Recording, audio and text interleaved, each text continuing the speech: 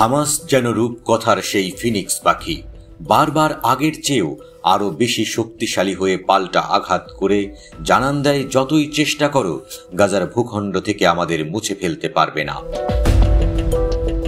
গত সপ্তাহে গাজার দক্ষিণাঞ্চলের নিয়ে নেওয়ার দাবি করেছিল ইসরায়েল, কিন্তু ওই অঞ্চল থেকেই একের পর এক হামলা চালিয়ে বিশ্ববাসীর কাছে হামাসের বার্তা, মিথ্যাচার করছে ইসরায়েল।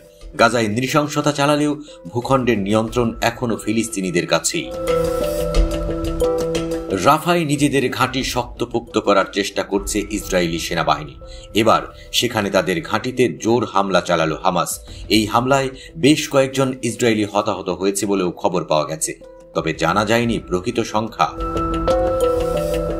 রাফার পূর্বাঞ্চলের আবু আল রুস এলাকায় ইসরায়েলি সেনাদের একটি বিশেষ ইউনিটকে লক্ষ্য করে চালানো হয় ওই হামলা। ইসরায়েলি সেনাদের কাছে গোলাবারুদপূর্ণ একটি ঘরে বিস্ফোরণ ঘটায় হামাস যোদ্ধারা।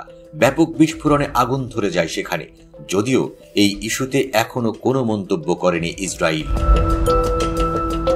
অন্যদিকে ইসরায়েলি সেনাবাহিনীর মুখপাত্র আভিজাই আদ্রাই এক বিবৃতিতে বলেন, সেনাবাহিনীর 252তম ডিভিশন এখনও গাজার উত্তরাঞ্চলে অভিযান চালিয়ে যাচ্ছে।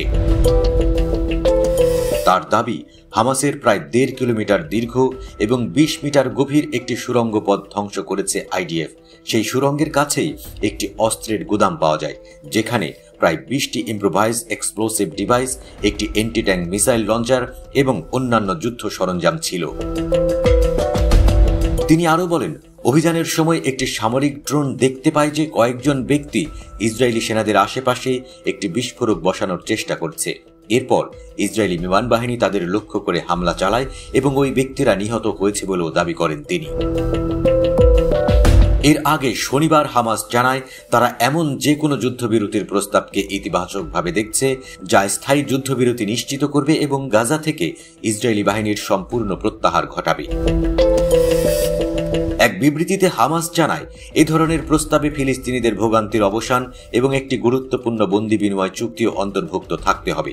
এরই মধ্যে হামাসের একটি প্রতিনিধি দল মিশরের আমন্ত্রণে কায়রো গিয়েছে বলেও জানিয়েছে তারা। সেখানে তারা কাতার ও মিশরের মধ্যস্থতাকারীদের সঙ্গে সাক্ষাৎ করবে বলে আশা করা হচ্ছে।